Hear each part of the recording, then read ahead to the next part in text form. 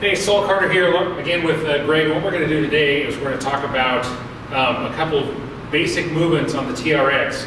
And in an earlier video, I had actually talked about the RKC plank, which is an advanced plank that you engage your glutes and your thighs and your upper body and pulling in a plank position, and you end up, and remember I think I mentioned that you concentrate on as if you're going to hold a pencil in between your butt cheeks. I mean, you want to just get it nice, everything nice and taut. That's the exact same type of position I want you to be when you're doing a TRX chest press. So we'll have Greg get into that position, and notice he's basically in a, right here, if you look at it, it basically is a plank position. So he's got his glutes and his thighs engaged, he's up on his toes, and he's ready to do a chest press.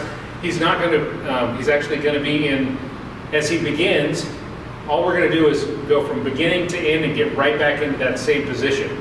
And so we're going to go ahead and have him do a chest press, and he keeps it right through his chest. And notice now he's pretty fit, so he's got his legs further back. But in your beginning, go ahead and take a couple steps forward. In the beginning, if you want to make this easier for yourself, just take a couple steps forward and you go through, do the exact same thing, where you still hold the RKC plank as you go through it, and you start in your starting position, you go through it and get right back into your starting position right there.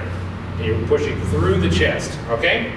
The other one that we do is a row, and go ahead and have him switch around, and if you'll notice, he actually gets into the exact same position where he's on his heels. It's basically a plank, and he's going to go ahead and row right through it and pull up and go right through it and get right back into that starting position. The same thing, he has his thighs and his glutes engaged and all the way through his core engaged as he's doing this.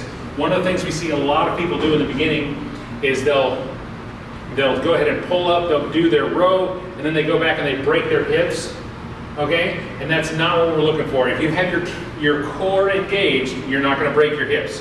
So if he does it right, he's gonna be flat like a plank, starting position, he's going to do the row and be right back into that starting position again. Does that make sense? All right, great. So we'll see you at boot camp. Thanks.